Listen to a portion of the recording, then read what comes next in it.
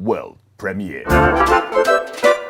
Hello you, welcome to Geekism and welcome to this recap of the first deep dive of Planet Coaster 2. So this was part of Frontiers Unlocked, a monthly live stream, the first part of which was a pre-recorded section they called Deep Dive. Now I get it, deep dive, it's because of water, but it was less of a deep dive and more of a shallow skim across a puddle. If you deep dove into this, you'd probably suffer head trauma. And honestly, I was a little disappointed. This was pretty much what we saw a month ago as part of the press communication. It wasn't the exact same footage, but it was the same park file and roughly the same script. Luckily, the deep dive was just an amuse-bouche for the main course, which was a live play section we'll get to in a moment that has loads of juicy goodies. But yes, this deep dive I assume is a first in a series of these where we look at individual sections of the release. I'm sure we'll get a deep dive into flumes and pools and roller coaster building. Today's deep dive was paths. This is Planet Pathster. Planet Pathster. You can ignore this. I'm thinking of growing it out, it's not going very well.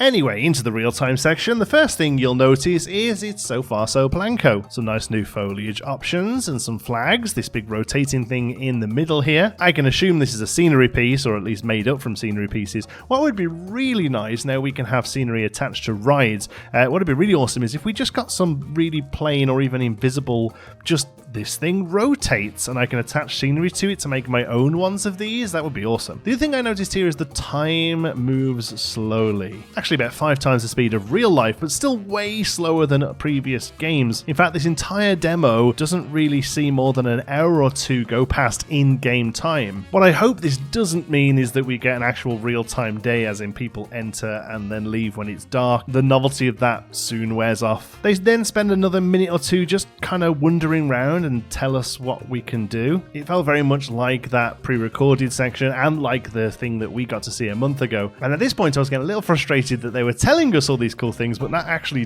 doing them. I might have got a little salty in a Discord chat, but eventually they actually started playing the game and started putting some stuff down. The first of which was a Mora Sky Loop, it looks like. A new coaster type for the game.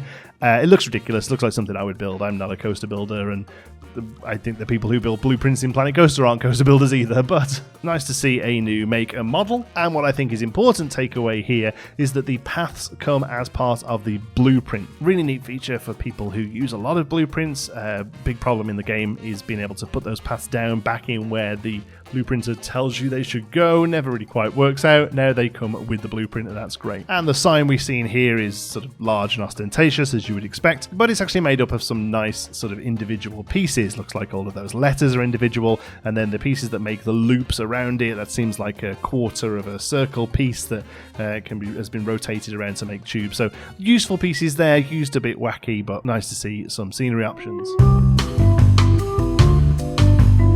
The second ride they put down is most likely a sort of GCI style Woody, and again it is a fever dream. But something pretty interesting here is that when they placed it down, the queue line and the exit path just kind of went over the plaza path that was there, and it worked, and the game let them do it. What are paths now? What are paths now? The next blueprint they put down was a whole pool with a slide and scenery that came with it. We can see here that the stairs going up to the top of the slide seem to be procedural. You can see them slightly move around a little bit to figure out how they get placed. So that's really exciting to see. It's not a million scenery pieces, it's not a weird path thing you have to draw. You're most likely just going to be able to click and drag stairs down or up. And again, the path around the blueprint just kind of goes down on the path, and the water works, and the path, there's 3 paths there now. What the paths? What are the paths? They then placed down a new flat ride, which looks very similar to a Zamperla Big Waves. It's really high off the ground with these weird steps up to it, but other than that, it's actually relatively in scale, and it's nice and plain as well. They were putting this down to show you how the flat rides in the game are relatively plain, and instead we're going to be getting the theming through blueprints and through scenery pieces. Not sure why it has to be so high up. I can only assume it's something to do with part of the ride not being able to go through paths or through the underground, I guess, because this thing normally would just go down into a vat of water on the ground level. But, it is what it is. And then they show you the same ride put down with both the aquatic theme, that's got a very SpongeBob vibe to it, and the resort theme, which is where all the tiki stuff is that we were unsure of which set that sat into. And again, they just kind of put them down on the paths. And the scenery ones, the ones with the scenery, they already have their entrances and exits, and they just open them, and they don't need queues, and people just go on the path. But the path, though, can you show us the path, please? Paths. Then, whilst they're chatting a little bit about how you can now share parks easily between friends on the workshop, they place down a Teacups ride. This time it's very themed, again, with that sort of tiki resort style. And whilst scenery scaling is a thing now, and obviously the paths have been greatly improved, so you don't have to constantly try and tweak things and make sure the paths work with the paths properly. The pad on this thing is still huge, and honestly, this is the only thing that I really didn't like about what I saw today. Why is it so big? I'm very aware that the way I build in Planet Coaster, and obviously there are people who even more further go into the realism side of things than even I do, is very different to how a lot of people play it. And how a lot of people play is probably, a little bit more sort of, download some cool stuff and play it down and enjoy the management features and build stuff in the sort of wacky Planet Coaster style and scale. And I understand that I am a smaller minority, a noisy minority, yes, but still probably a smaller minority about how people play the game. For that reason, I don't really moan that much about the scale of the game, the whole 4-meter grid thing, because I get it. It's Planco scale, that's how they want to design the game, and if I want to build smaller, that's up to me to figure out. But they seemed to actively move towards smaller padded flat rides during the development of Planet Coaster 1. The original start of the game had the Gears of Fear and the huge, those big towers, sun flares, whatever, with the huge platforms. But as the game got on, the flat rides that they released ended up being a little less themed, and some of them even looked like carnival rides. Heck, in the Vintage Pack, they actually advertised one of them as having the smallest pad in the game. Like, it was an advertising feature, it was a selling point. And now we come into Planet Coaster 2, where they're redesigning the rides to be a lot plainer so that we can add our own scenery to them, which is incredible, by the way. Yet they still have these huge pads and this huge dead space around them that where we have to try and hide again, albeit most likely being easier to do with the path system we're going to take a look at in a minute. But why? Why are they so big?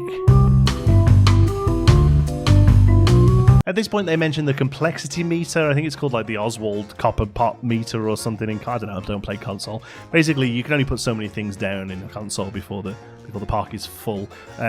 People were a little concerned that was coming to PC with cross-compatibility coming in from day one. They've said it hasn't. You can put down as much as you like in PC, and you're only limited by how long you can play before your PC explodes. They often say that this is to keep a great experience for console players. I'm pretty sure it's part of an agreement they have with either Sony or Xbox that your game can't make their system crap.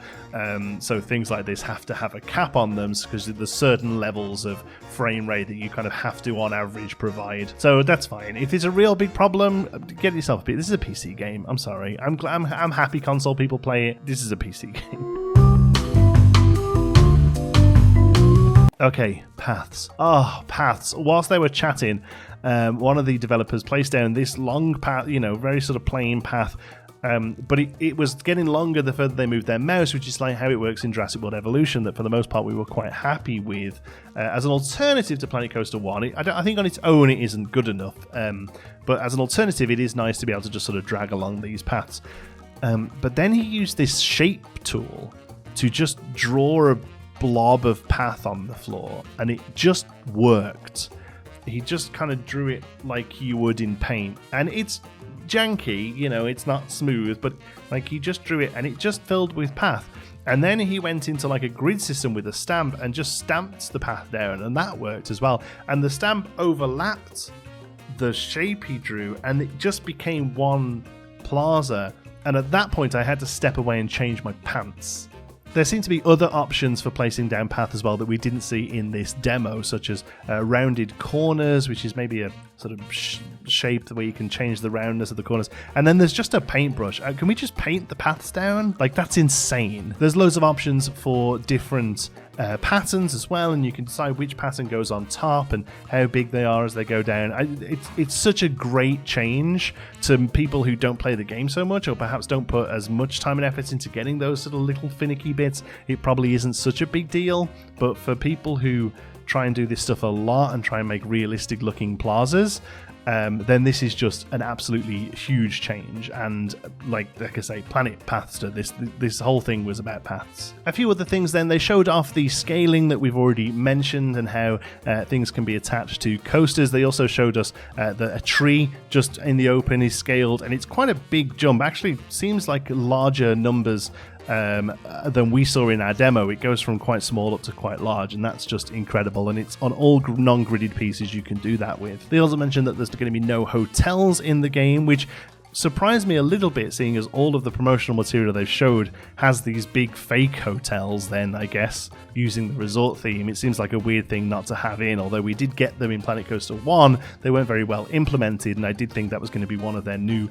sort of features. Perhaps it'll come at a later date. And finally, they showed off a few mascots. Seguero Guitaro, a guitar-playing dildo. Cactus, he's a cactus, sorry. Bodhi, the shark that we'd already seen in the screenshot. He looked amazing. And then finally, Sandy Reef, who is a diver who's looking for an octopus that is actually attached to his back. Much like Planet Coaster 1, these things are going to be very subjective if you like them or not. I thought Seguero and Bodhi were both great. Not a huge fan of the diver, but you know, there are always going to be some hit and some miss. And pretty much that's everything we saw and my opinion of it. If you want to hear more of that, make sure you subscribe. Thank you so much for watching. Till the next one, be good.